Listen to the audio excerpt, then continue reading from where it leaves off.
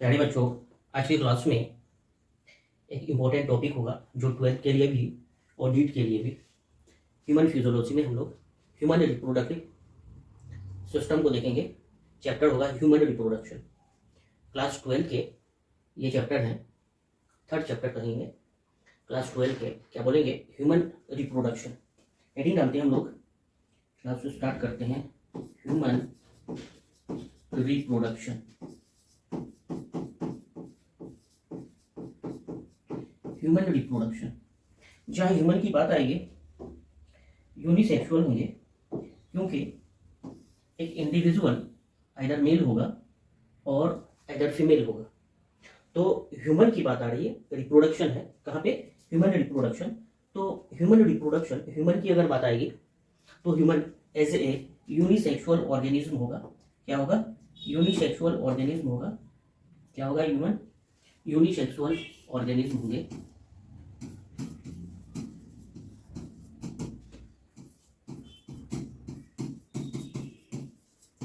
Human कैसा organism? Unisexual organism. कैसा बोलेंगे? Unisexual organism. Male reproductive system, female reproductive system, ये अलग अलग बॉडी में होंगे। मेल में मेल रिप्रोडक्टिव सिस्टम, फीमेल में female reproductive system. That means क्या कहेंगे? ये जो यूनिसेक्सुअल बोल रहे हैं अलग अलग बॉडी में होंगे। सबसे पहले मेल को हम लोग डिफाइन करेंगे। Mail reproductive system, mail reproductive system, mail reproductive system. One by one female भी देखेंगे।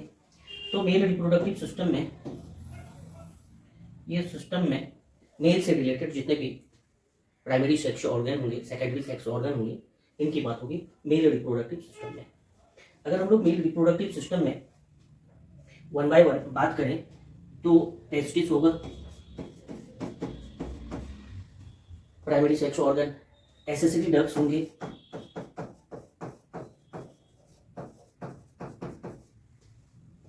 ग्लैंड्स होंगे और एक्सटर्नल जेनेटेरिया होगा। External genitalia,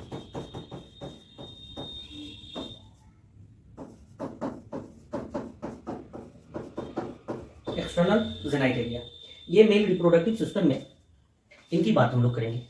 testis, accessory ducts, glands, external genitalia. One by one ये सारे पार्ट्स को हम लोग मेंशन करेंगे, वन बाय वन स्टडी करेंगे। सबसे पहले टेस्टिस के रिगार्ड अगर बात करें, first testis, male primary sex organ. ये लोकेटेड कहाँ पे होता है? स्क्रोटम में। और स्क्रोटम हमारी एब्डोमिनल कैविटी से बाहर, बॉडी के बाहर ये प्रेजेंट होता है। ठीक है, टेस्टिस कहाँ पे प्रेजेंट होगा? स्क्रोटम में। और ये स्क्रोटम क्या होगा? एक्स्ट्रा पार्ट होंगे, एब्डोमिनल पाउच के बाहर होंगे। वन बाय वन हम लोग लिखते हैं। लोकेशन पहले लिख देंगे, लोकेटेड इन स्क्रोटम। लोकेटेड कहाँ पे होगा? स्क्रोटम में होंगे। और ये स्क्रोटम क्या है? एक्स्ट्रा एब्डोमिनल पार्ट है, कह सकते हैं an extra abdominal pouch, an extra abdominal pouch. Abdominal part कहेंगे या फिर पाउच कह सकते हैं, एब्डोमिनल पाउच। ये एक्स्ट्रा एब्डोमिनल पाउच है, एन एक्स्ट्रा एब्डोमिनल पाउच। क्यों है भाई? हमारी बॉडी से बाहर, एब्डोमिनल कैविटी से बाहर इसका लोकेशन है स्क्रोटम का, और इस स्क्रोटम में टेस्टिस प्रेजेंट होगा, है ना। ये हमारी बॉडी पार्ट है, ये बॉडी पार्ट से बाहर है ना। तो ये स्क्रोटम बॉडी पार्ट से बाहर है, इसमें दो टेस्टिस इस तरह से प्रेजेंट होता है, दो टेस्टिस इस तरह से प्रेजेंट होता है। ओके, बॉडी एब्डोमिनल कैविटी से बाहर ये प्रेजेंट है। कहाँ पे? बाहर प्रेजेंट है। इस तरह से टेस्टिस लोकेटेड कहाँ पे होता है? स्क्रोटम में। स्क्रोटम हमारे एब्डोमिनल कैविटी से बाहर एक पाउच लाइक स्ट्रक्चर है जिसमें ये प्रेजेंट है। क्यों प्रेजेंट है? हमारी body temperature, normal body temperature जो होती है 37 डिग्री सेंटीग्रेड होता है। इस टेम्परेचर पे ये टेस्टिस स्पर्म को प्रोड्यूस नहीं कर पा रहा है, ज़्यादा टेम्परेचर होता है, इसके लिए ऑप्टिमम टेम्परेचर हमारी बॉडी टेम्परेचर जो कि 37 डिग्री सेंटीग्रेड है उससे कम होना चाहिए। कितना कम होना चाहिए? 2.5, 2 से 2.5 डिग्री सेंटीग्रेड, है ना, बॉडी टेम्परेचर से कम होना चाहिए, तभी ये फंक्शन करेगा। और इसका फंक्शन क्या होता है? मेल गेमिक प्रोडक्शन करना, स्पर्म का प्रोडक्शन करना। इसी वजह से बॉडी से बाहर होती है। क्यों बॉडी से बाहर होती है? टेम्परेचर को मेंटेन करने के लिए। टेम्परेचर मेंटेन कितना होगा? 2 to 2.5 degree centigrade, 2 to 2.5 degree centigrade, 2 to 2.5 degree centigrade lower than body temperature, lower than body temperature.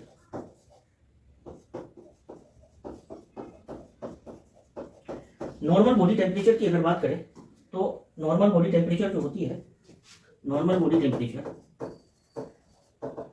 37 degree centigrade. क्या होता है? 37 degree centigrade. That means body temperature से कितना कम होना चाहिए? 2 to 2.5 degree centigrade lower than body temperature. याद रहेगा? तो यहाँ पे इस तरह से होती है।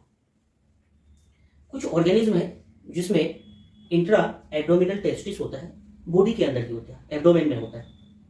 एलिफेंट है, व्हेल है, और फिर एग लेइंग मैमल्स जो अंडा देता है, डायरेक्ट बर्थ नहीं देता, विविपेरस नहीं, ओविपेरस, एग लेइंग ऑर्गेनिज्म। तो यहाँ पे इस तरह से बॉडी टेम्परेचर को, जितनी में हमारी बॉडी टेम्परेचर होती है उस टेम्परेचर में फॉर्मेशन नहीं होता है स्पर्म का, मेल गैमेट का, तो ये पाउच जो है स्क्रोटम, ये बॉडी से बाहर आ जाता है, बाहर लोकेटेड होता है एब्डोमिनल पाउच से बाहर एक्स्ट्रा पोर्शन पे। और यहाँ पे 2 to 2.5 डिग्री सेंटीग्रेड क्या होता है? Temperature lower than body temperature. Okay, तो ये तो टेस्टिस का लोकेशन हो गया। कुछ ऑर्गेनिज्म है जिसमें क्या होती है? Intra abdominal testis. क्या होता है? Intra abdominal testis, extra abdominal testis, intra abdominal testis. ये तो एक्स्ट्रा एब्डोमिनल टेस्टिस है, बॉडी से बाहर है, एब्डोमिनल कैविटी से बाहर है, लेकिन इंट्रा एब्डोमिनल टेस्टिस एग्जांपल देखेंगे तो क्या क्या एग्जांपल आएगा? एलिफेंट आ जाएंगे, दूसरा जो है व्हेल आ जाएंगे,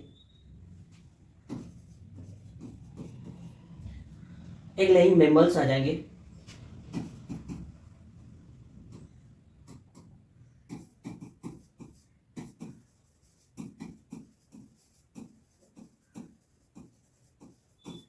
एग लेइंग मैमल्स जो एग प्रोड्यूस करता है, देन हैचिंग करके क्या होता है? उनके बच्चों का फॉर्मेशन होता है। तो इसको हम लोग बोलते हैं, एग लेइंग मैमल्स को क्या बोलते हैं? ओविपेरस या फिर viviparous? Oviparous, egg laying, viviparous direct birth देते हैं। तो इस ऑर्गेनिज्म को हम लोग क्या बोलते हैं? Oviparous organism. क्या बोलते हैं? Oviparous organism. ये ओविपेरस ऑर्गेनिज्म हो गए। विविपेरस डायरेक्ट बर्थ देंगे। Intra abdominal testis, elephant, whale, egg laying mammals जिसको हम लोग क्या बोलते हैं? ओविपेरस ऑर्गेनिज्म बोलते हैं। यहाँ पे इंट्रा एब्डोमिनल कैविटी होती है, ये स्क्रोटम है। ये क्या है? स्क्रोटम है।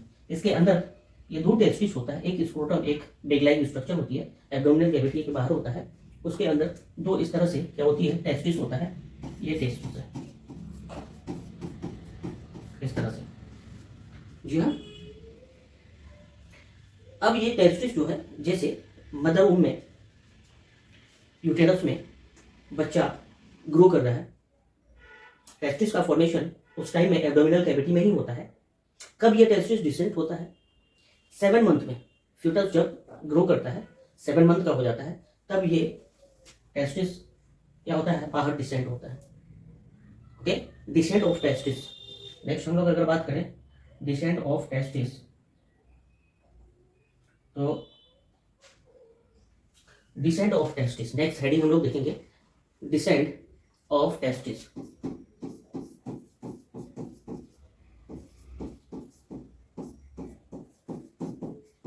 कब यह टेस्टिस डिसेंट होता है? बॉडी से बाहर आता है, डिसेंडेंट या फिर डिसेंट ऑफ टेस्टिस। जो होता है ये कब होता है? 7 मंथ में होता है। Descent of testis 7 month occurs in 7th month of gestation। Gestation किसको बोलेंगे? यहाँ पे ध्यान देंगे, गेस्टेशन क्या है? ये गेस्टेशन क्या है? गेस्टेशन जब मेल और फीमेल क्या होती है, male gamete female gamete produce करता है, मेल गैमेट फीमेल बॉडी में इंसेमिनेशन होता है, फर्टिलाइजेशन होता है फैलोपियन ट्यूब में। आफ्टर फर्टिलाइजेशन ये यूटेरस में मूव करता है, यूटेरस में ये यूटेरस वॉल के साथ इसकी ग्रोथ होती है। फर्टिलाइजेशन के बाद जो जाइगोट है, जाइगोट का क्या होता है, ग्रोथ होता है। तो यहाँ पे मैं बात करूंगा, जैसे मेल गैमेट प्रोड्यूस किया, फीमेल गैमेट प्रोड्यूस करेगा, है ना, ये मेल गैमेट और ये फीमेल गैमेट इस तरह से प्रोड्यूस हुआ। Male gamete female gamete fusion होगा, जिसको हम लोग क्या बोलते हैं, फर्टिलाइजेशन। ये फर्टिलाइजेशन के बाद फॉर्मेशन किसका होता है? जाइगोट का होता है। किसका होता है? जाइगोट का। ये जाइगोट मदर उम में ग्रो करता है, पार्चुरेशन होती है, ऑफस्प्रिंग का फॉर्मेशन करता है। इस टाइम पीरियड को क्या बोला जाता है? Gestation time period. Zygote uterus में इम्प्लांट हुआ, ये बार बार डिवीजन किया, माइटोटिक डिवीजन, ऑफस्प्रिंग यानी कि पार्चुरेशन जब तक नहीं होता है, इस टाइम पीरियड को क्या बोलते हैं? Gestation time period. ह्यूमन के लिए अगर बात करें तो ह्यूमन के लिए 9 मंथ क्या होता है? गेस्टेशन टाइम पीरियड होता है। 9 मंथ क्या होता है? गेस्टेशन टाइम पीरियड ह्यूमन के लिए। किसके लिए? ह्यूमन के लिए 9 मंथ। तो ये जो यहाँ से यहाँ का टाइम पीरियड है, ये गेस्टेशन टाइम पीरियड है 9 मंथ। क्या है? 9 मंथ गेस्टेशन टाइम पीरियड है। 7 मंथ में क्या होती है? यहाँ पे 7 मंथ में ये क्या होती है? डिसेंड होता है एब्डोमिनल कैविटी से, टेस्टिस बॉडी से बाहर आता है। 7 month of gestation time period, इसी टाइम पीरियड को क्या बोलते हैं? गेस्टेशन टाइम पीरियड बोलते हैं। क्लियर? तो descent of testis occurs in 7 month of gestation। Okay, क्यों? क्योंकि यहाँ पे टेस्टोस्टेरोन का लेवल है ना, क्या होती है? फिटस में फॉर्मेशन होना स्टार्ट होता है, जिस वजह से क्या होती है? यहाँ पे टेस्टिस डिसेंट होता है। ओके, अब ये 7 मंथ में बॉडी से बाहर आएंगे, एब्डोमिनल कैविटी से बाहर आएंगे, तो जो पैसेज होगा उसको क्या बोला जाता है? कैनाल बोला जाता है, इनग्वाइनल कैनाल। क्या बोलते हैं? Inguinal canal. किसको बोलेंगे? Inguinal canal. Human abdominal cavity से टेस्टिस का बाहर आना किसके थ्रू? एक पैसेज होगा, नैरो पैसेज होंगे, उसको क्या बोलेंगे? इनग्वाइनल कैनाल बोलेंगे, है ना, जिसके थ्रू टेस्टिस क्या होगा? बॉडी से बाहर आएगा। कब आएंगे? 7 मंथ ऑफ गेस्टेशन। क्लियर? तो ये इनग्वाइनल कैनाल क्या है? ये नैरो डक्ट है। ये क्या करता है? स्क्रोटम को एब्डोमेन से अटैच करता है, कनेक्ट करता है। इनग्वाइनल कैनाल एक पैसेज है जिसके थ्रू क्या होती है? पैसेज कर दो, डक्ट कर दो, नैरो डक्ट। इनग्वाइनल कैनाल क्या है? नैरो डक्ट है ना, to abdomen. Narrow duct joining scrotum to abdomen।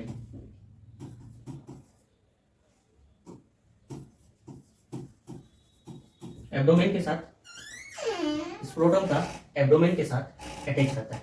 जैसे ह्यूमन बॉडी की अगर बात करें तो ये ह्यूमन बॉडी होती है और इस तरह से ये स्क्रोटम बॉडी से बाहर रहता है। ये इनग्वाइनल कैनाल है। ये क्या है? पैसेज इनग्वाइनल कैनाल है। ये इस तरह से स्क्रोटम और ये एब्डोमिनल कैविटी और स्क्रोटम को अटैच करने वाला, ज्वाइनिंग करने वाला, है ना, नैरो डक्ट को क्या बोलेंगे? इनग्वाइनल कैनाल बोलेंगे। Okay, duct joining scrotum to abdomen. Okay, अब ये जो ज्वाइनिंग होगी यहां से यहां, एक क्या होगा? कोड होंगे। उस कोड को बोला जाता है स्पर्मेटिक कोड। यहाँ पे स्पर्म बनेंगे और ये मूव करेंगे अंदर बॉडी के, और फिर ये इंसेमिनेशन के लिए इजैकुलेशन होगा, तो इजैकुलेट किसके थ्रू होंगे? पेनिस के थ्रू होंगे। टेस्टिस प्राइमरी सेक्सुअल कैरेक्टर है, प्राइमरी सेक्स ऑर्गन है, और पेनिस जो है वो सेकेंडरी सेक्स ऑर्गन है, जिसके थ्रू यहाँ स्पर्म फॉर्म होगा एब्डोमिनल कैविटी में, स्पर्मेटिकोड्स के थ्रू जाएंगे और फिर ये पेनिस के थ्रू फीमेल बॉडी में इजैकुलेट होंगे, इंसेमिनेशन करेंगे। तो इस तरह से स्पर्मेटिकोड्स क्या होगा? फाइब्रस कोड होगा इन द इन्वाइनल कैनाल, है ना। ये इन्वाइनल कैनाल में क्या होंगे? स्पर्मेटिकोड्स होंगे, स्पर्मेटिक कोड होंगे, स्पर्मेटिक कोड। ये स्पर्मेटिक कोड क्या होंगे? फाइब्रस कोड होगा,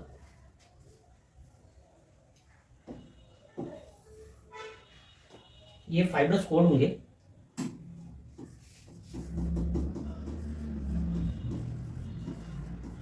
फाइब्रस कोड होंगे। इसके थ्रू क्या होगा?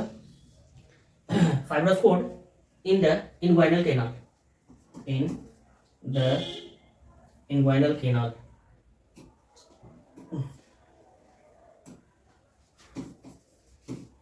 Inguinal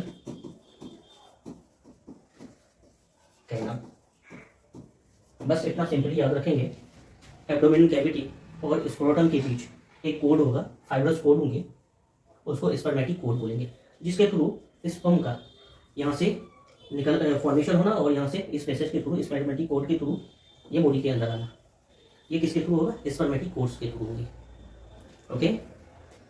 vast difference blood vessels, lymph vessels, nerves, है ना, और जो एक मसल्स होती है प्रीमास्टर मसल्स बोलते हैं, ये सारा मसल्स इस कोड में प्रेजेंट होगा। क्या क्या प्रेजेंट होगा? वास्ट डिफरेंस,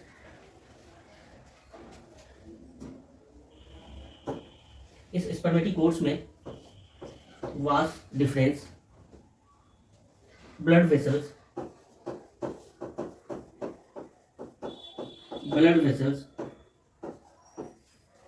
उसके अलावा लिम्फ वेसल्स,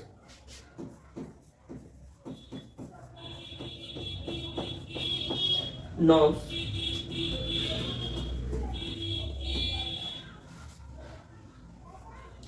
और मसल्स भी होंगे। उस मसल्स को बोलते हैं क्रीमास्टर।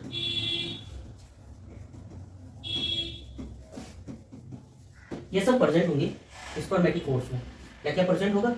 Vast difference, blood vessels, lymph vessels, nerves, cremaster muscles, जिसका कनेक्शन एब्डोमेन से बाहर आएगा स्क्रोटम तक। ओके, इसको हम लोग बोलेंगे। टेस्टिस के साथ स्पर्मेटिक कोड्स एब्डोमिनल कैविटी में पहुंचेंगे, जिसमें वास्ट डिफरेंस होगा, ब्लड वेसल्स होगा, लिम्फ वेसल्स होंगे, नर्व्स होंगे, क्रीमास्टर मसल्स होंगे। अराउंड स्क्रोटम, स्क्रोटम के चारों तरफ डार्टस मसल्स भी होता है, जो ठंडा और गर्मी में टेम्परेचर को रेगुलेट करता है, मेंटेन करके रखता है। अराउंड स्क्रोटम, एक पॉइंट और लिखेंगे, अराउंड स्क्रोटम, अराउंड स्क्रोटम एक मसल्स होगा, उस मसल्स को हम लोग डार्टस मसल्स बोलते हैं। क्या बोलते हैं? डार्टस मसल्स बोलते हैं। ये डार्टस मसल्स टेम्परेचर को मेंटेन करके रखता है स्क्रोटम का। डार्टस मसल्स टेम्परेचर रेगुलेशन के लिए है, for temperature regulation, for temperature regulation. इस तरह से टेम्परेचर को रेगुलेशन करने के लिए ये डार्टस मसल्स अराउंड द स्क्रोटम, इस तरह से अराउंड द स्क्रोटम क्या होता है? डार्टस मसल्स प्रेजेंट होता है ना। Around the scrotum dartos muscles present होता है, ये टेम्परेचर को रेगुलेट करता है। ओके, आगे हम लोग नेक्स्ट कॉन्सेप्ट को मेंशन करेंगे। ओके, आज के लिए थैंक यू।